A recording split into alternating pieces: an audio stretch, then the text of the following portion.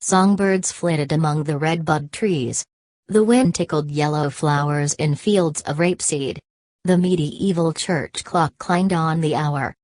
Otherwise all was still in this one-boulangerie town in the French countryside when Marine Le Pen strode to the lectern and, with the unwavering force of a freight train, vowed to save the country on behalf of its forgotten young. "Our youth are in despair," the 48-year-old thundered. "I will be the voice of the voiceless." Rising Right, a periodic examination of the people and pressures driving European politics away from the mainstream, and toward the fringe. Two-thirds of the way back in an overflow crowd, Adrien Vergnaud knew instantly that the leader of France's far-right National Front was speaking for him. The joblessness, the migrants, the terrorism.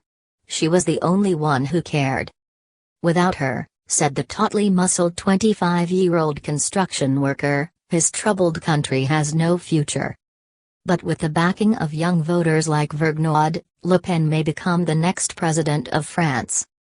As the country hurtles toward the election this spring that could alter the course of European history, the first round is Sunday. Le Pen's once long shot and now undeniably viable bid to lead France rests heavily on an unlikely source of support. Populist triumphs in Britain and the United States came last year despite young voters, not because of them. Millennials, generally at ease with immigration, trade and multiculturalism, lined up against both Brexit and Donald Trump. It was older voters who sought to overturn the existing order with nationalist answers to the problems of a globalized world. But France is a land of youthful revolts, from the 18th-century barricades to the fevered university campuses of May 1968.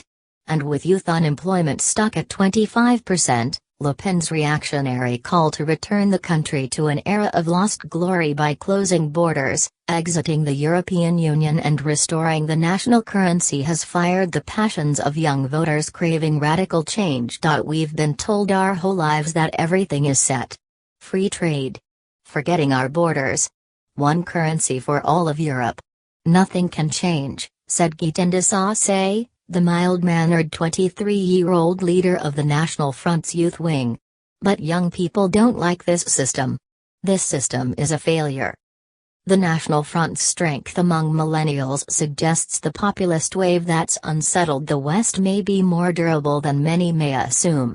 Far from the last gasp of closed society, older voters who are demographically destined to be outnumbered by a rising tide of cosmopolitan youth, the populist insurgency could continue to build over years and decades if enough disenchanted young voters can be lured by the promise of something new. And across Europe, that's exactly what far-right movements are attempting. In Germany, a country where the two main parties are led by political veterans in their 60s, the anti-Muslim Alternative for Germany party is run by a fresh-faced 41-year-old. Scandinavian parliaments, meanwhile, are stocked with politicians in their 20s hailing from parties that just a decade ago were consigned to the extremist fringe. The National Front was, until relatively recently, a fringe movement itself, seen by critics as a neo-fascist front filled with racists, anti-Semites and xenophobes and led by the convicted Holocaust denier Jean-Marie Le Pen. To many older or middle-aged voters, the party's essential DNA remains unaltered, even as it has furiously tried to refashion its image. "The National Front is trying to make us think they've changed," said Marie-Thérèse Fortenbach, a 50-year-old who said her half-Congolese heritage has made her a victim of the sort of discriminatory practices the party long preached. "I don't believe it." But the young, who have only known the party since Jean-Marie Le Pen's generally more calculating and cautious daughter Marine took over in 2011, have been easier to convince that the National Front's reputation for extremism is overblown. The party now boasts the youngest member in both the National Assembly and the Senate. Its student activists can be seen on posh Paris street corners, handing out flyers, and Le Pen has surrounded herself with a coterie of 20 and 30-something advisors. This month she delivered a speech in Bordeaux focused exclusively on youth issues, complete with a plea to her cheering young supporters to go against the currents of history. There are signs they are doing just that. If Le Pen wins, European leaders fear the disintegration of the EU after decades spent trying to bind the continent more closely together. And although she's down in hypothetical second-round contests, Le Pen enjoys a commanding lead among France's youngest voters in the 11-candidate first round, polls show. One survey has her winning nearly 40% of the vote among those 18 to 24, nearly double the total of her nearest competitor, Emmanuel Macron. That's all the more surprising because Macron, at 39, is vying to become the youngest president in French history. But it's consistent with recent results. The last two times voters across France went to the polls, in European elections in 2014, and in regional voting a year later, the National Front triumphed among the young. It's a paradox, said Remy Audguiry, a sociologist with Sociovision, a firm that conducts major surveys of French attitudes. The young overall are open to cultural diversity, open to immigration. But among the youth, there's a portion that is radicalized, that believes the more we open to the outside world, the more we decline. The difference between the two groups, Audguiry said, is that one hasn't bothered lately to cast ballots. Since only the radicalized youth goes to vote, the FN wins, he said. That dynamic could be especially pronounced this year. Polls show that support for Macron is shallow, with even those who say they back him unsure whether they will actually turn out for a candidate with no formal party affiliation and a platform that seeks to please both the left and right. As a former economy minister and investment banker, the pro-EU Macron also struggles with young voters who don't fit the profile of the successful urban cosmopolitan. In France, you have a lot of young people who don't live in the big cities, who didn't go to college, who left the education system, said Jeremy Petrier-Liaitis, the 28-year-old leader of one of Macron's several youth factions. You have young people who are unemployed, and it's easy to tell them that's because an immigrant took their job. Macron has taken the opposite tack, trying to convince France's disgruntled youth that immigration is good for the country and that the EU is worth saving. It's a pitch, Petrier-Liaitis acknowledged, that doesn't always bring crowds to their feet, or voters to the polls. Europe has strong opponents, but very weak supporters, said Petrier-Liaitis, who regularly travels between Paris and his job at a French cultural center in New York.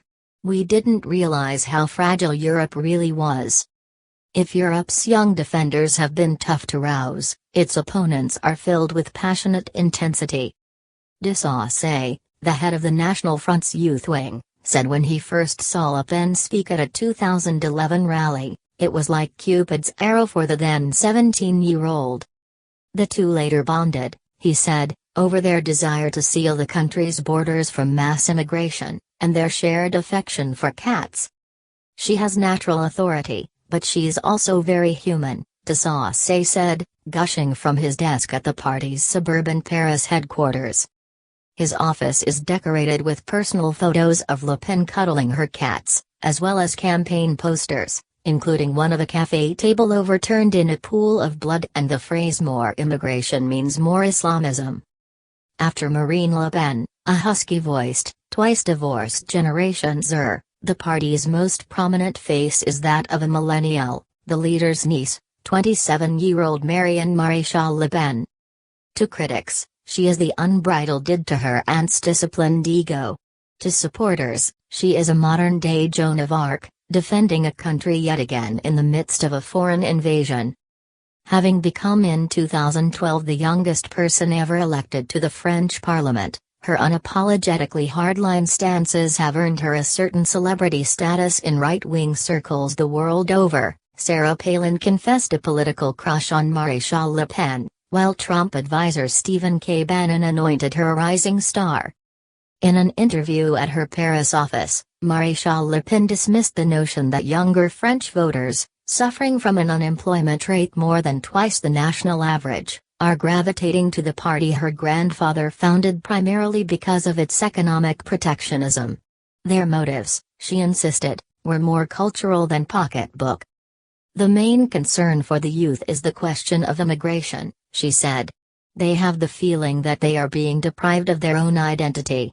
The multicultural model defended by our elite is a model that doesn't work. The National Front's solution, a dramatic cut in immigration and an end to French participation in Europe's border-free travel area, has found some unlikely adherents. Davy Rodriguez, 23, is deputy leader of the party's youth wing and a student at Paris's Sciences Po, one of the most prestigious universities in France. He is also the son of immigrants. His mother is Portuguese, his father is Spanish.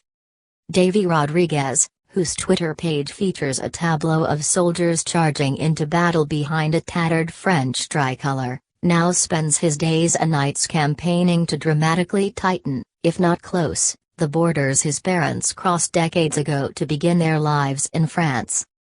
To Rodriguez, there's no contradiction between his life story and his politics. When his parents came to France, the country needed more workers. Today, he said, it doesn't, but it's being inundated nonetheless. We can't accept what German Chancellor Angela Merkel is doing to our country, to our national identity, by putting migrants all over the countryside, he said while sitting at an outdoor cafe in Saint-Germain, the famously bookish quarter of Paris's left bank. The EU is destroying Europe with mass immigration. In fact, France has received far fewer migrants per capita in recent years than many European nations. The foreign-born share of France's overall population has risen relatively slowly, amounting to about 12% of the country last year, compared with 10% in 2000. Economists also cast doubt on the idea that immigrants undercut the ability of the French to find work, noting that new arrivals often do the jobs that native-born workers refuse. But the perception of an influx that is harming French workers, especially the young as they try to get their footing in an economy still badly bruised from the Great Recession, has persisted and is a key component of the National Front's rhetoric. At her rally in the French countryside town of La Bazoget, Le Pen denounced the EU for mandating that every country do its part to resettle refugees. Where will we put them all? She asked, prompting a furious round of boos from the 600-strong crowd that had gathered in the town's wooden beam, open-air central hall. Vergnaud, the 25-year-old construction worker, joined in lustily. France's problem is that it's too generous, he said after Le Pen had sent her faithful off with an emphatic rendition of La Marseillaise, the French national anthem. We give to the people who are coming into the country, but not to the French. His arms swathed in elaborate tattoos, Vergnaud said he's not normally the type to attend political rallies. But he and 4 friends, all in their 20s, had driven a half-hour from their own small town because they see Le Pen as the last hope for a country at risk of collapse.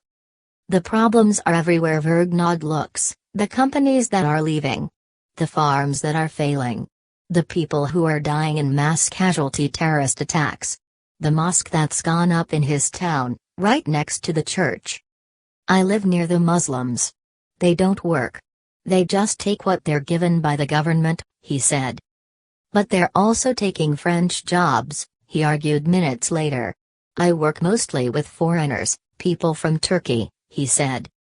Among the 5 friends, there was no doubt that Le Pen is their savior, the only one who would bother coming to their picturesque but decaying slice of countryside, the only one willing to fight back against the immigrants who they say are jeopardizing France's future, and their own. The old folks may not understand. But to the young, it was all very clear. My grandparents are afraid of Le Pen. They say she's extreme, and that if she's elected, we might have a war, said Manon Caudry, a 23-year-old secretary. I say maybe that's a good thing.